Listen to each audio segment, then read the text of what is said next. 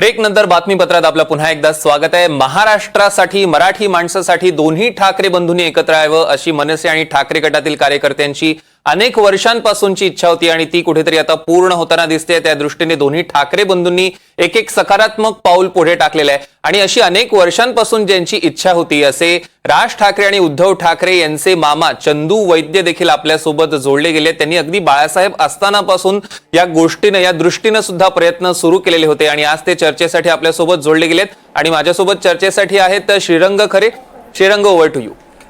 वैद्य साहेब, तुम्ही बाळासाहेब जेव्हा स्वर्गवासी झालेले तेव्हा एक शपथ घेतलेली होती किंवा एक वचन दिलेलं होतं, ते वचन आता पूर्ण होताना तुम्हाला दिसतंय का? जय महाराष्ट्र। पहिली गोष्ट म्हणजे वचन देणं आणि इच्छा पण होती ती आज माझ्या मते पूर्ण व्हायची चिन्ह दिसतंय आणि हा एक सुवर्ण काल आहे। आजचा दिवस हा फार चांगला आहे की दोन्हीकडनं सकारात्मक अशी उत्तर आलेली आहेत आणि खरोच याचा मला खूप आनंद होतोय। तुम्ही दोघांची यापूर्वी देखील अनेकदा बोललेला होतात, मात्र नेमकं काय होत होतं? दोघांना एकत्र यायची इच्छा होती मात्र तसं काही जुळून आलं नाही। नेमकं काय घडलं की आतापर्यंत या दोघांची युती होऊ शकली नाही? नाही, त्याला अनेक कारणं आहेत, आपल्याला पण माहिती आहे, सगळ्यांना पण माहिती आहे। पण शेवटी काय आहे की आपण म्हणतो कालाय तस्मै नमः, की काळ हा ठरवत असतो कधी एकत्र यायचं आणि पूर्वी जे झालं ते झालं, ते सगळं आता विसरून आज तरी त्या दोघांची एक सकारात्मक भूमिका आली आहे, ह्यातच आपण आनंद मानायचा आणि आशादायी व्हायचं हीच माझी इच्छा आहे। मात्र एक असंही बोललं जातं की अटी शर्तींसह ही युती होऊ शकत नाही। उद्धव ठाकरे यांच्याकडनं काही अटी घातल्या गेल्या ज्या मनसेला मान्य नाही आहेत। मग नेमकं हे दोन बंधू एकत्र येणार कसे? खरं तर या दोघांनी एकत्र येऊन बसणं अपेक्षित आहे आणि नंतर घोषणा करणं अपेक्षित आहे असं आपल्याला वाटतं का? त्यासाठी पुन्हा एकदा तुम्हाला पुढाकार घ्यावा लागला तर त्यासाठी तो तुम्ही घेणार का? नाही, आता अटीशर्ती दोघांनी एकमेकांच्या मान्य करायची का नाही हा त्या दोघांचा वैयक्तिक प्रश्न आहे। माझी फक्त भूमिका एवढीच असेल की मार्ग काढा। शेवटी कुठच्याही गोष्टीला मार्ग असतो, तो आपण कसा काढायचा किंवा कितपत त्याला ताणून धरायचं हे पण आपल्या सर्वांच्या हातात असते। तर यातून एक चांगला विचार करून दोघांचंही मन धुळतील असं मला आशा आहे। वैद्य साहेब, तुम्ही राज ठाकरेंना लहानपणापासून बघितलेलं आहे, उद्धव ठाकरेंना लहानपणापासून बघितलेलं आहे। या दोघांचे स्वभाव नेमके कसे होते आणि हे स्वभाव पाहता ही युती होणं हे नजीकच्या काळात तुम्हाला शक्य वाटतं का? नाही, लहानपणी दोघेही खेळकर वृत्तीचे होते। दोघांचं स्पोर्ट्स स्पिरिट दोघांमध्ये होतं, पण शेवटी लहानपणाचे स्वभाव आणि जसं त्यांना मॅच्युरिटी येते तर जसे विचार आणि मतं बदलत जातात, मतं वेगवेगळी असतात। पण या सगळ्या गोष्टी गृहीत धरून सुद्धा दोघांही आपण म्हणतो ना, blood is thicker than water, बरोबर। त्यामुळे दोघांनाही शेवटी एकमेकाविषयी सहानुभूती आहेच, प्रेम आहेत, ते का अगदी वैरी नाहीत, बरोबर। तर ह्या सगळ्या दृष्टिकोनातून दोघांनी सकारात्मक विचार करावा आणि तो होईल असं मला वाटतं। तुम्ही बाळासाहेब असताना जेव्हा त्यांच्याशी बोलत होतात आणि जेव्हा राज ठाकरे हे वेगळे झालेले होते, बाळासाहेबांनी अनेकदा हे दुःख बोलून दाखवलेलं होतं, जाहीरपणे बोलून दाखवलेलं होतं। तुमच्याशी जेव्हा ते बोलायचे किंवा हा विषय यायचा तेव्हा नेमकं ते काय म्हणायचे, तुम्हाला काय सांगायचे, तुमचं आणि त्यांचं नेमकं काय बोलणं व्हायचं? नाही, माझं त्यांचं बोलणं म्हणजे एकच व्हायचं। साहेब मला म्हणायचे, मी प्रयत्न करू का? साहेब कर न। साहेबांनी कधीही नकारात्मक किंवा करू नको असं कधी सांगितलं नाही। साहेब प्रयत्न कर, प्रयत्नांती परमेश्वर असतो। आणि काही दिवस असं पण होतं, मी म्हटलं जोपर्यंत एकत्र तर तोपर्यंत मी कोणाकडे जेवणार नाही। साहेब बोला असं नको करू, तू उपाशी राहशील, तर दोघांकडे जेवायला जातं।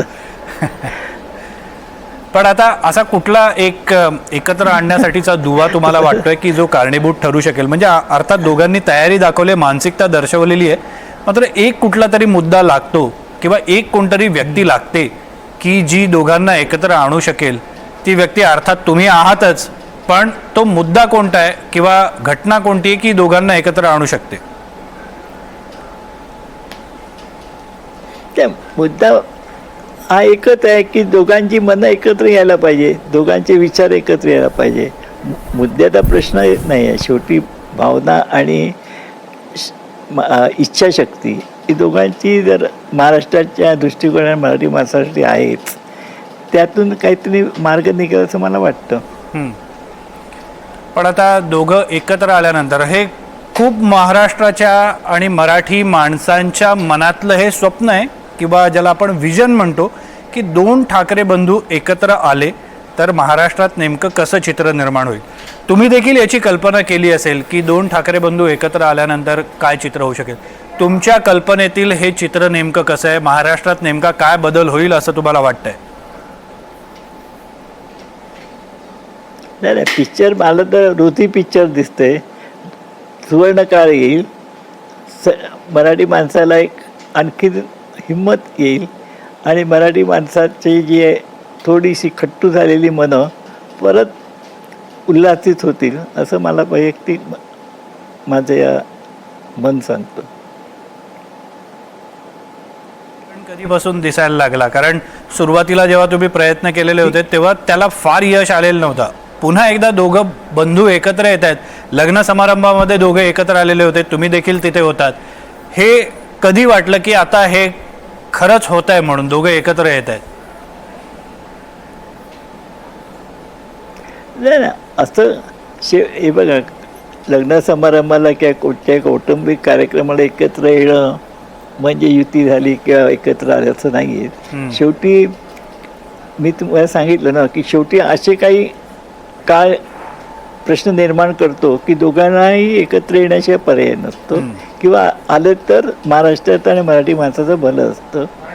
हे आजचे एकंदरीत वातावरण आहे, त्या दृष्टिकोनात ते एक सकारात्मक आहे असं मला वाटतं.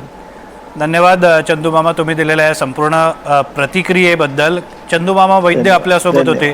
सौरभ, चंदूमामा वैद्य हे सुरुवातीपासून राज ठाकरे आणि उद्धव ठाकरे हे एकत्र यावेत यासाठी सातत्यानं प्रयत्न करताना दिसत होते.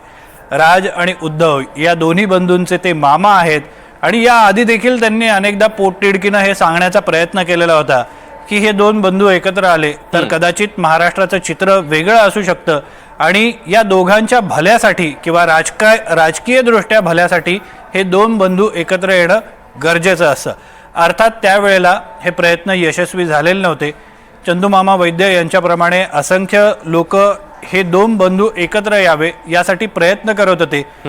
अजून पण सौरभ आपल्याला या सगळ्या प्रयत्नांमध्ये एक किंतु परंतु दिसतोय. आता किंतु परंतु काय आहे की अटी शर्ती सह आम्ही या मागण्या मान्य करणार नाही ही मनसेनं ठामपणे भूमिका घेतल्याचं आपल्याला बघायला मिळतंय. प्रकाश महाजन यांच्यासोबत आपण काही वेळापूर्वी बोलत होतो, त्यांनी देखील हीच गोष्ट सांगितली की त्यांचे नेते म्हणजे राज ठाकरे हे कोणताही प्रस्ताव किंवा कोणताही प्रतिसाद हा अटी शर्तींसह आम्ही मान्य करणार नाही असं म्हटलेलं आहे. याचाच अर्थ हा आहे की भले चित्र हे सध्या दोन्ही ठाकरे बंधू एकत्र यावेत हे चित्र रंगवणाऱ्या किंवा हे चित्र पाहणाऱ्या मराठी माणसांसाठी सुखावह असलं तरी प्रत्यक्षात खूप साऱ्या गोष्टी अजून घडणं बाकी आहे. याच्यातली सगळ्यात महत्त्वाची घडामोड जर 2 बंधू एकत्र येणं गरजेचं असेल तर यासाठी फक्त या 2 बंधूंना एकत्र येऊन बसावं लागेल. आपले सगळे नेते बाजूला सारून, सगळे मतप्रवाह बाजूला सारून, झालेल्या गोष्टी पाठी ठेवून या 2 बंधूंना एकत्र बसावं लागेल. अगदी जे दोघांमधले वैयक्तिक मतभेद आहेत ते मतभेद दोघांना पहिले दूर करावे लागतील. नक्कीच. त्यानंतर हा निरोप आपल्या कार्यकर्त्यांना द्यावा लागेल की बाबा आम्ही दोघं एकत्र येण्याचा विचार करतोय, याबाबतची तुमची मतं काय आहेत ते आम्हाला सांगा आणि त्यानंतरच या सगळ्या गोष्टी पुढे जाण्याची शक्यता आहे. मात्र तुर्तास जर परिस्थिती बघितली तर अशी दोघांची वैयक्तिक भेट होणं हे कठीण वाटतंय आणि तशी झाली तरच ही युती होऊ शकते. या गोष्टीवर शिक्कामोर्तब होऊ शकेल. सौरभ, अगदी निश्चितच श्रीरंग, आपण यावर सविस्तर चर्चा केली त्याबद्दल मनपूर्वक धन्यवाद.